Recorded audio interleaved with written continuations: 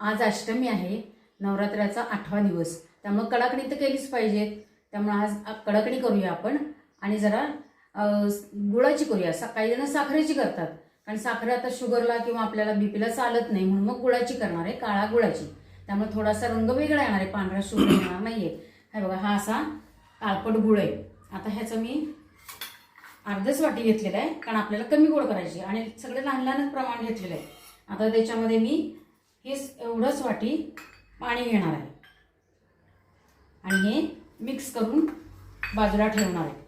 आता हे मी बारीक होस हे विरघळसोपर्यंत ठेवणार आहे। आता ह्याच्यामध्ये मी काय करणार आहे, गव्हाचं पीठ एवढी वाटी, 1 वाटी घेतलेली आहे आणि अर्धी वाटी रवा घेतलेला आहे।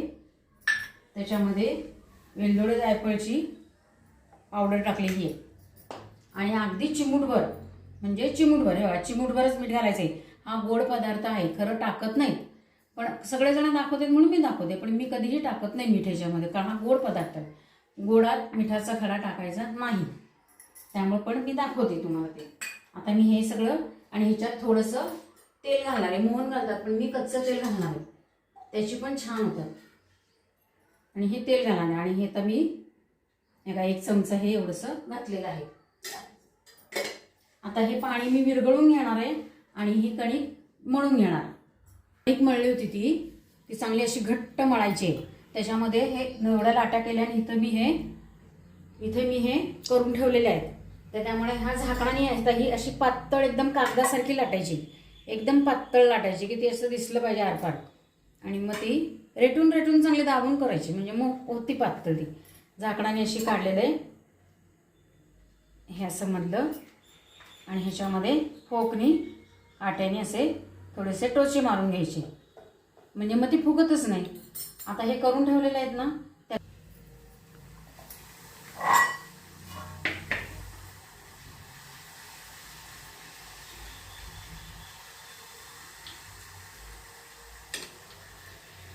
फुगतच नाही अजिबात, कारण ती फुगून द्यायची नाही आपल्याला, म्हणून आपण टोचे मारलेले आहेत त्याला।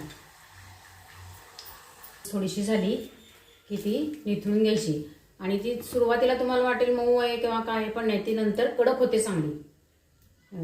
आवाज आला, मस्त कडक होतात त्या।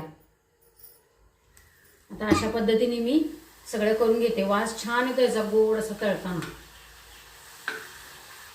ही अशी आपली कडाकणी तयार झालेली आहे। साखरेची केली तर पांढरी होतील आणि काळ्या गुळाची केली तर चॉकलेटी रंगाची होतात, आणि ती पटापट उलटावी लागतात। अशा पांढऱ्या पद्धतीने ही केलेली आहे, किती पातळ आहे आणि कडक केलेली आहेत।